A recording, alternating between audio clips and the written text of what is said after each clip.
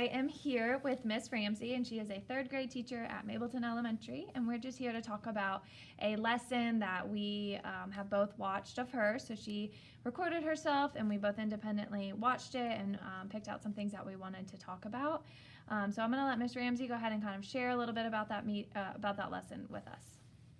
Yeah, so we filmed a lesson during my math workshop, and this was a lesson on time.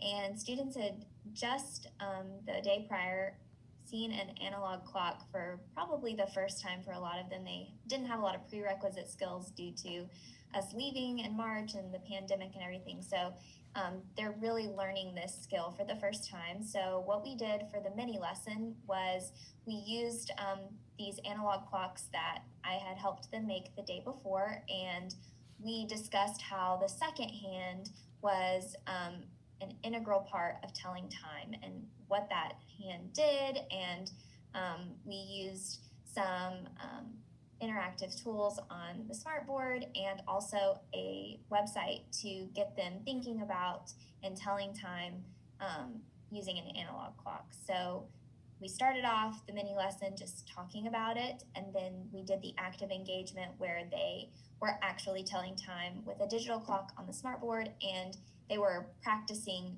moving the hands themselves on their individual clocks to mirror what they saw on the screen. And that was really a great part of the lesson. But after I watched the lesson again, I noticed that once I sent them off into their independent task where they were going to be telling time using analog clocks, they were less engaged. When I was walking around the room, I felt that the kids were really on task and understanding, but then I would do my little check-ins and I would see that not a lot of work was being done. And so once I watched the video back, I thought, oh my, so there was only like 75% of my students engaged, and realistically, that's just way too low, especially for something like time that's so important for daily life. So yeah, I reached out to Ms. Geog to see if she could help me come up with some strategies to engage them. Well, absolutely. You are so correct about time being such a huge part of their lives. It's like a skill that they will have to use forever. And so I would love to be able to help you increase that, understanding in the classroom and in the engagement during their lessons and during their independent task. What would you rate that on a scale of 1 to 10, 1 being the worst lesson and 10 being the best? How would you rate that? Well, I guess after watching the video back, I would say it was probably about a 7. Okay. What pleased you about the lesson? What points could you point out that were?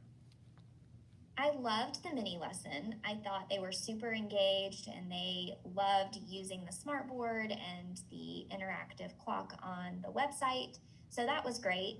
And even the active engagement where they were mirroring what they saw on the screen, they were super excited about getting to do that and sharing their answers. So that part was really awesome.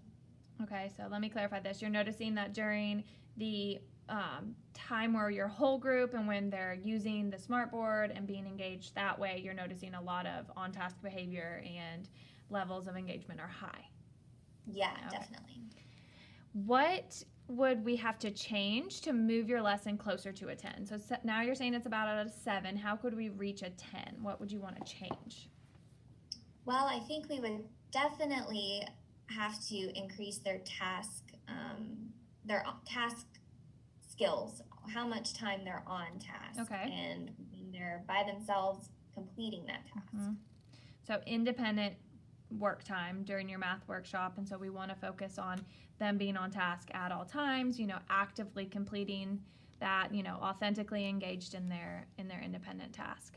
What would your students be doing differently if this lesson were a 10, or in general, what would you notice would be different? Well, they would be completing the task independently, and they would be focused on what they were doing. What did you notice during that specific lesson that they were doing? You said you checked in and there wasn't a lot of work done. Did you notice anything in the video that, stood out to you that they were, off task doing?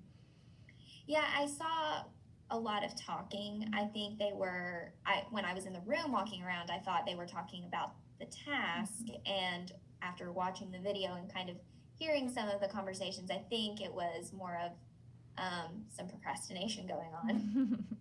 So how could we measure the change? So if we want our change to be, the students are actively engaged in their student task, how could we measure that change?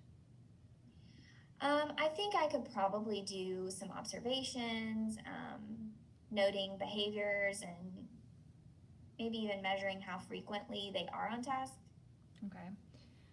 Do you want that to be your goal? Do you want to focus, on increasing the level of engagement? Do you want to focus on, task on time? Yeah, definitely. I think that would probably be the best thing to do.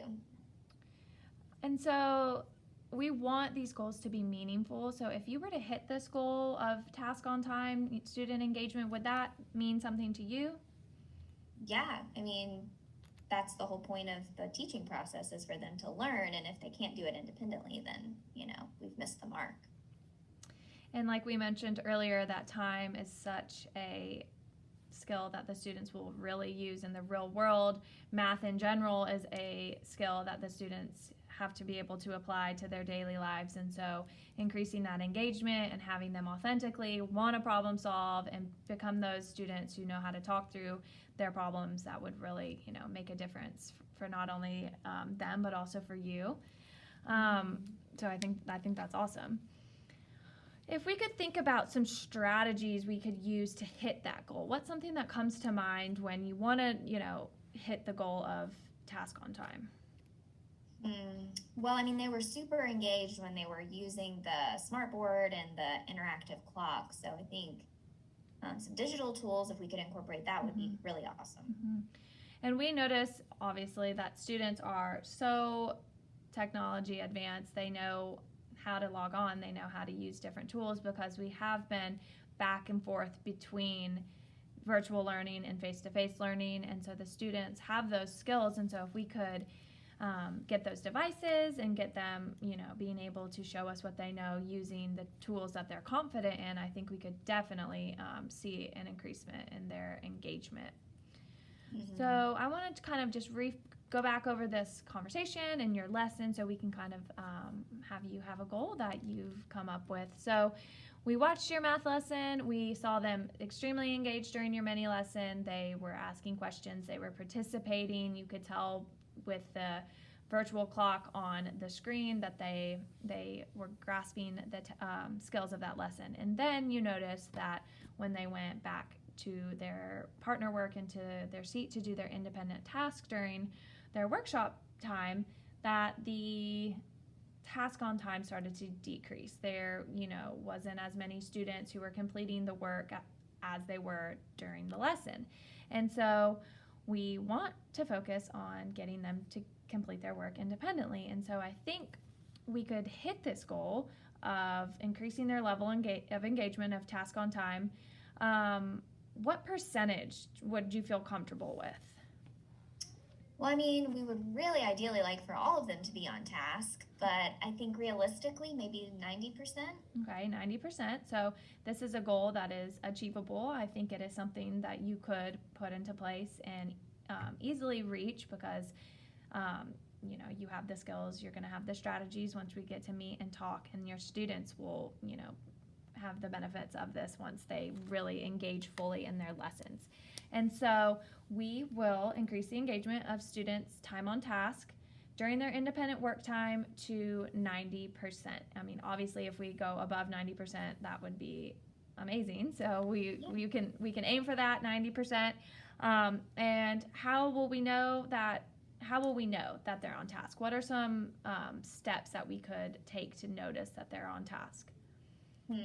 Well, maybe using the observations still, like tallying when I'm noticing they're on task, and maybe we can take data points from that. Okay, great. So we can look over, over the data that we have from the video and kind of get a baseline. We said around 75%, it seemed as if they were on task. And so we can take that and increase it to 90%.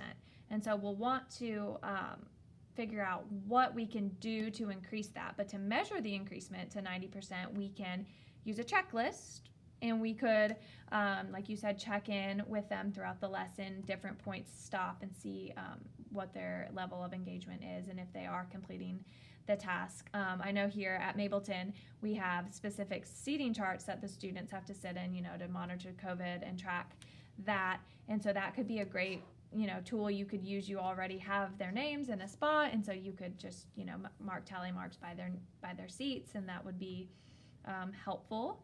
And I wanted to ask one last final question. During your workshop time, do students rotate stations, or do they stay within one task at the whole time? We rotate. Okay, and so we could measure it throughout the whole work time and kind of see like what's happening, where the increasement is, and just really focus on making it increase throughout the entire workshop time, not just one station. Yeah, that sounds Does that great. sound good to you? Yeah. Okay, and so we will get together again and go over some strategies and things to make a plan for what you can put into place in your classroom to see, this level of engagement increase, and then we'll get back together and, kind of monitor how the progress has been going. That sounds All great. right, Thank well, you. I'm looking forward to helping you and your students and really, increasing that engagement in your classroom. Thanks. All right, thank you so much.